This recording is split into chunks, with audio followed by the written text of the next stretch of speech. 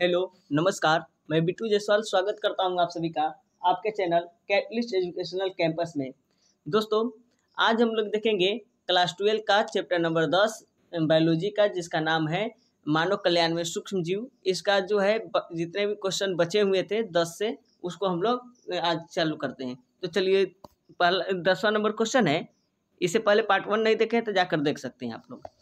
10वां number question है कि सूक्ष्म जीवों का प्रयोग रसायन उर्वरकों तथा कीटनाशियों के प्रयोग को कम करने के लिए भी किया जा सकता है। यह किस प्रकार संपन्न होगा, व्याख्या कीजिए।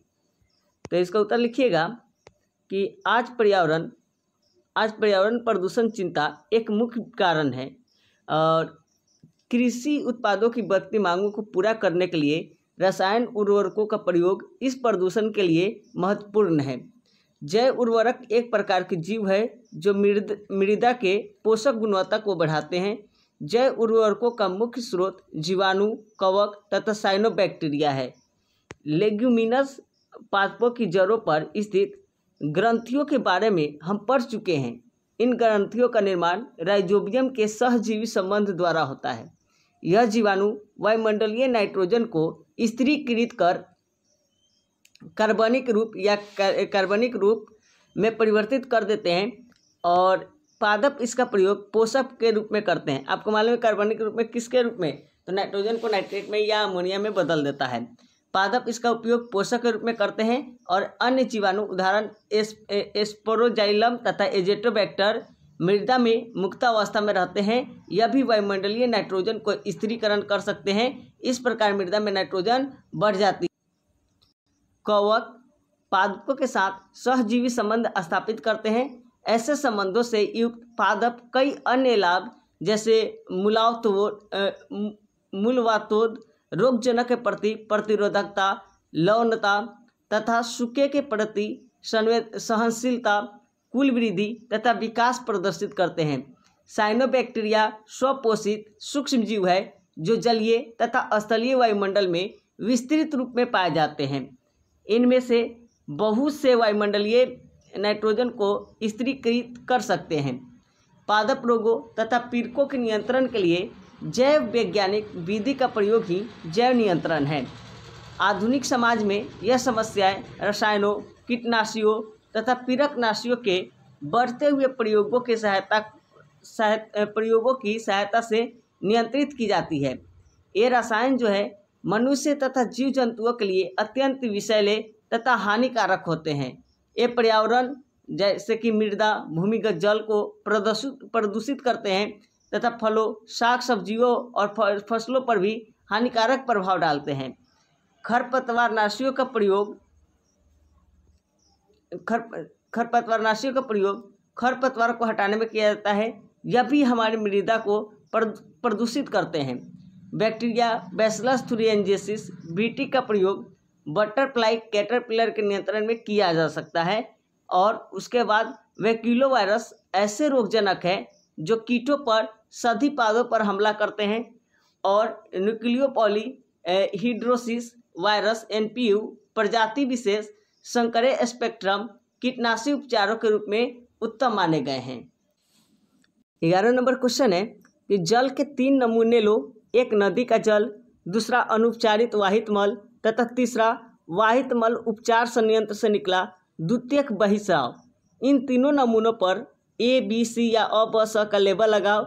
और इस बारे में प्रयोगशाला के कर्मचारी को पता नहीं है कि कौन सा क्या है। और इन तीनों नमूनों जैसे A, B, C या अ, ब, स का BOD रिकॉर्ड किया गया और जैसे जितना तीनों है उसका किया गया और उसका क्रमशः रिजल्ट है 20 mg पर लीटर, 8 mg पर लीटर तथा 400 mg पर लीटर निकला। इन नमूनों में कौन सा सबसे अधिक जो है प्रदूषित नमूना है।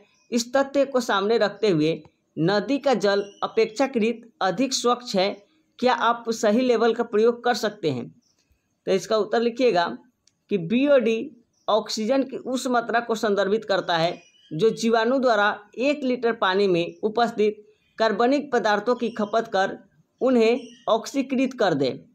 वाहित मल का तब तक उपचार किया जाता है जब तक BOD घट न जाए और जल के एक नमूने में सूक्ष्म जीवियों द्वारा ऑक्सीजन का उद्ग्रहण की दर मापन की बीओडी परीक्षण से किया जाता है। अतः अप्रत्यक्ष रूप से जल में उपस्थित कार्बनिक पदार्थों का मापन ही बीओडी है। और जब व्यर्थ जल का बीओडी अधिक होगा तब उसकी प्रदूषण क्षमता भी अधिक होगी। दिए गए जल के तीनों नमूनों से नदी के जल के बीओडी जो होगा वह 20 ml या 20 mg जो था 20 mg पर लीटर होगा। और अनुपचारित वाहित मल का बीओडी 8 mg पर लीटर होगा तथा बहिस्राव के जल का बीओडी जो 400 mg वहाँ पे हो mg पर लीटर है। ठीक है। और अगर देखा जाए तो नमूना क्या क्या चीज़ था, तो ए में था नदी का जल यानी स्वच्छ जल, बी में हो जाएगा नमूना द्वितीयक बहिस्राव यानी उपचारित वाहित मल, और तीसरा हो जाएगा नमूना दूसरा अनुपचारित यानी वाहित मल जल।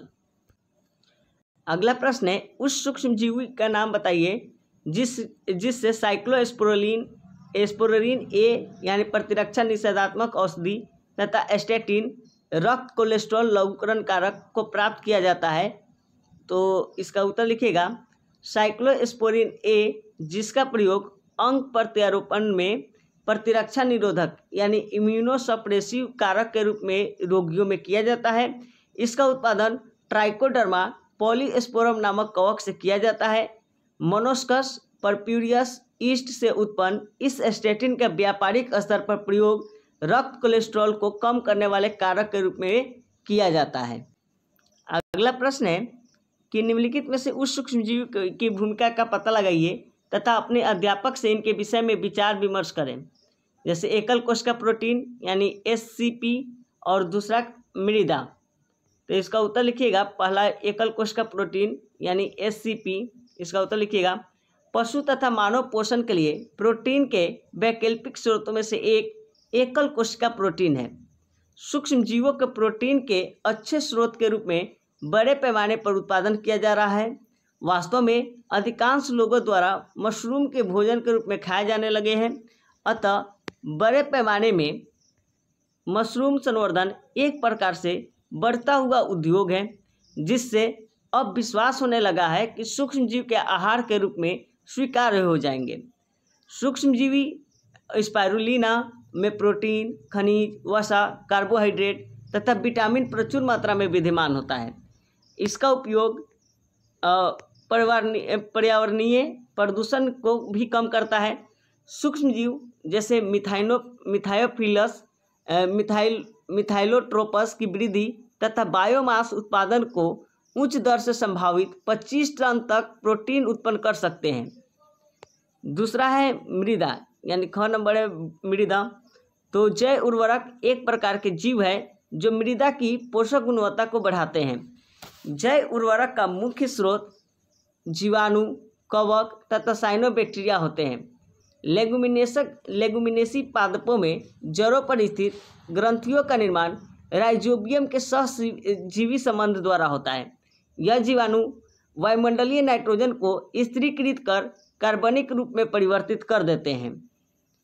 पादप इसका उपयोग पोषकों के रूप में करते हैं। यह भी वायुमंडलीय नाइट्रोजन को स्थिर कर सकते हैं और इस प्रकार मृदा में नाइट्रोजन का अवयव बढ़ सकता है। अगला प्रश्न है कि निम्नलिखित को घटते क्रम में मानव समाज कल्याण के प्रति उनके महत्व के अनुसार संयोजित करें और महत्वपूर्ण पदार्थ को पहले रखते हुए कारण सहित अपना उत्तर लिखिए। जैसे बायोगैस, सिट्रिक एसिड, पेनिसिलिन तथा दही, इसका क्रम लिखना है घटते क्रम। तो इसका उत्तर लिखिएगा कि दी गई सूची में सबसे महत्वपूर्ण पदार्थ जो है वह पेनिसिलिन है, क्योंकि वह मानव सभ्यता के कल्याण के लिए बहुत ही महत्वपूर्ण है। यह कई जानलेवा बीमारियों को ठीक कर सकता है। उसके बाद सूची में बायोगैस का नंबर आता है, क्योंकि यह वह ईंधन है, वह ईंधन का स्रोत है। ठीक है। उसके बाद सूची में दही का स्थान आता है, क्योंकि वह हमें पोषक दुग्ध उत्पादन करती है। उसके बाद सूची में यानी अंत में सिट्रिक एसिड का नंबर आता है, जिसका उपयोग प्रोसेसिंग उद्योगों में किया जाता है। अगला प्रश्न है जैव उर्वरक को किस प्रकार से मृदा की उर्वरता को बढ़ाते हैं। इसका उत्तर लिखिएगा कि जैव उर्वरक एक प्रकार के जीव है जो मृदा की पोषक गुणवत्ता को बढ़ाते हैं। जैव उर्वरकों का मुख्य स्रोत कवक, जीवाणु तथा साइनोबैक्टीरिया होते हैं। यह जीवाणु वायुमंडलीय नाइट्रोजन को स्थिरीकृत कर सकते हैं, स्थिरीकृत कर कार्बनिक रूप में परिवर्तित कर देते हैं। दूसरे जीवाणु एजोस्पाइरिलम तथा एजेटोबैक्टर भी वायुमंडलीय नाइट्रोजन को स्थिर कर जाते हैं। धान के खेत में साइनोबैक्टीरिया महत्वपूर्ण जैव उर्वरक की भूमिका निभाते हैं। नीलहरी शैवाल भी मृदा में कार्बनिक पदार्थ बढ़ाते हैं, जिससे उर्वरक की उसकी उर्वरता क्षमता जो है बढ़ जाती है। ठीक है, तो ये तो हो गए आज के टोटल क्वेश्चन, यानी चैप्टर 10 के पूरा एनसीईआरटी के क्वेश्चन आंसर कर लिए। तो बाय, टेक केयर, अच्छे से पढ़ाई कीजिए।